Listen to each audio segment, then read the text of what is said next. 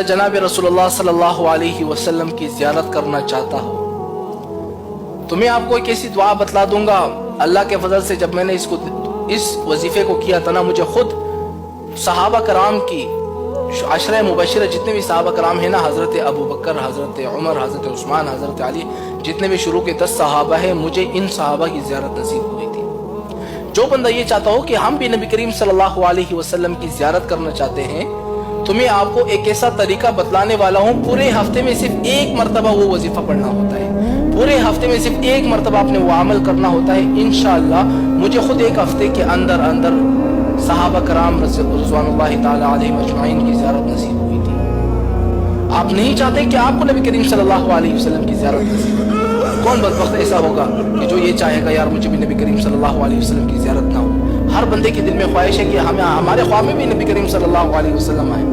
अब उसके लिए आपने करना क्या है, जुम्मे की रात का मतलब क्या है? मिसाल के तौर पर अभी जुमेरात का दिन है ना, दोपहर का वक्त है, जैसे अभी रात आएगी ना, रात को सोने से पहले इस वजीफे को पढ़ना है। यानी कल जुम्मा है, जुम्मे की रात को आपने इस वजीफे को करना है। कैसे करना है मैं आपको पूरा तरीक़ेकार समझा देता हूँ ताकि आपको भी नबी करीम सल्लल्लाहु अलैहि वसल्लम की ज़ियारत नसीब। आपने करना क्या है कि ईशा की नमाज आपने पढ़ ली, ईशा की नमाज के बाद आपने सिर्फ 2 रकात नमाज नफल पढ़नी है।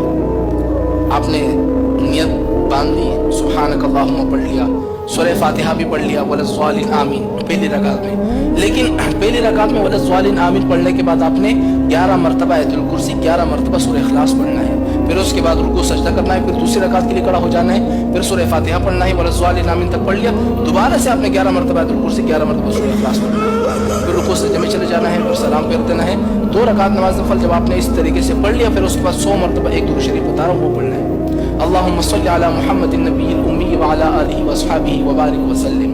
इस दुरूद शरीफ को 100 मरतबा पढ़ लो और इस यकीन के साथ फिर सो जाना कि इंशाअल्लाह आज रात मुझे नबी करीम सल्लल्लाहु अलैहि वसल्लम की ज़ियारत नसीब होगी। इंशाअल्लाह आप देखेंगे, आप मुझे भी दुआ देते फिरेंगे, हो सकता है उसी रात आपको नबी करीम सल्लल्लाहु अलैहि वसल्लम की ज़ियारत नसीब हो। क्योंकि जब मुझे सहाबा कराम रज़वानुल्लाहि ताला अलैहिम अजमाइन की ज़ियारत नसीब हुई थी तो आपको नबी करीम सल्लल्लाहु अलैहि वसल्लम की भी ज़ियारत नसीब हो सकती है, सहाबा की ज़ियारत नसीब हो जाएगी इंशाअल्लाह। एक हर और ये वजीफा आपने कब पढ़ना है?